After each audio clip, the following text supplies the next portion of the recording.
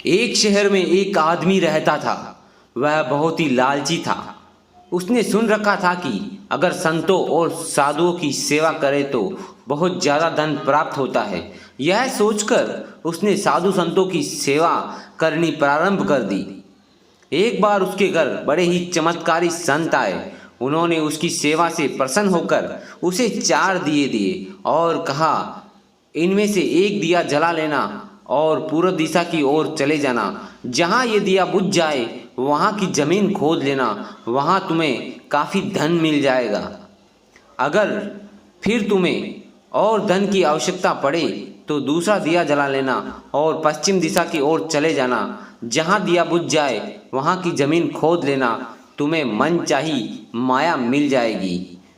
फिर भी संतुष्टि ना हो तो तीसरा दिया जला लेना और दक्षिण दिशा की ओर चले जाना।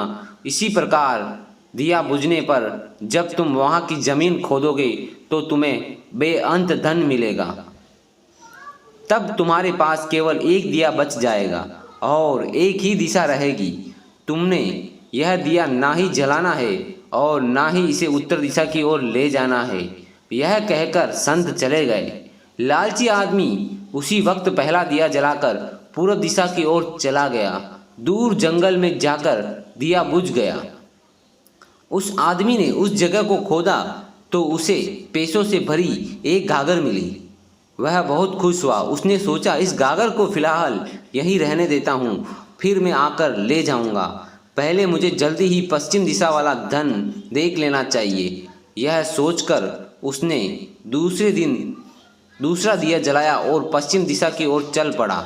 दूर एक उजाड़ स्थान में जाकर दिया बुझ गया।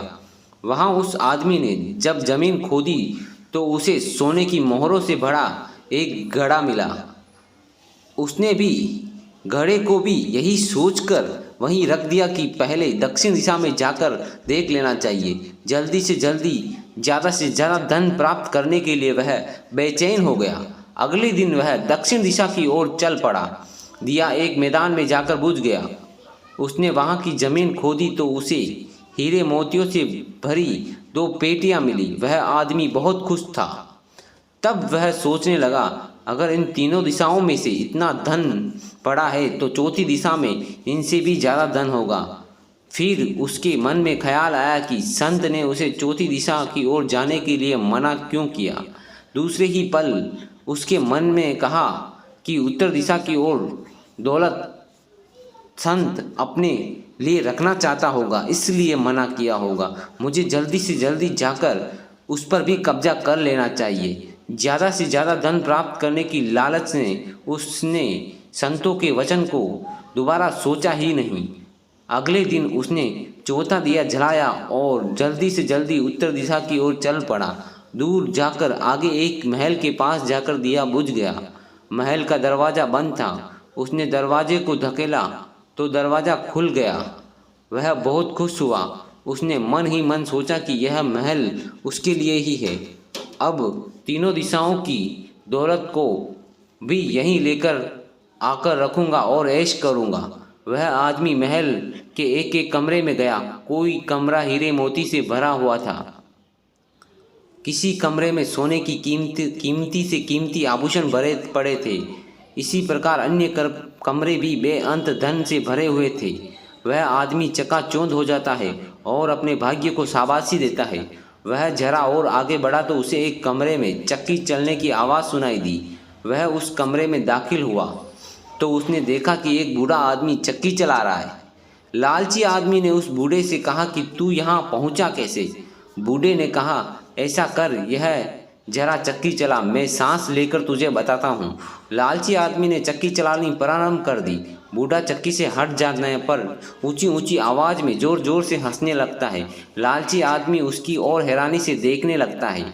वह चक्की बंद करने ही लगा था कि बूढ़े ने कहा, खबरदार नहीं करनी है, चक्की को चलाते रहो। फिर बूढ़े ने कहा, यह महल अब तेरा है, परंतु यह उतनी देर तक ही खड़ा रहेगा जितनी देर तक तू चक्की चलाता रहेगा। अगर चक्की चलानी बंद हो गई तो यह महल गिर जाएगा और तू इसके नीचे दबकर मर जाएगा। कुछ समय रुककर बूढ़ा फिर कहने लगा, मैं भी तेरी तरह लालच करके संतों की बात नहीं मानी तो सारी जवानी इस चक्की को चलाते हुए बीत गई। वह लालची बूढ़े आदमी की बात सुनकर रोने लगा और फिर कहने लगा, अब मेरा इस चक्की से छुटकारा कैसे होगा। बूढ़े आदमी ने कहा, जब तक मेरे और तेरे जैसा कोई लालच में अंधा होकर यहाँ नहीं आएगा तब तक इस चक्की से छुटकारा नहीं पा सकेगा। तब उस लालची आदमी ने बूढ़े से आखिरी सवाल पूछा, तू अब बाहर जाकर क्या करेगा। बूढ़े ने कहा, मैं सब लोगों से ऊंची ऊंची आवाज़ में कहूँगा लालच बुरी बला है। तो दोस्तों, लालच कभी नहीं करना चाहिए। कहानी कैसी लगी कमेंट में ज़रूर बताएं। धन्यवाद।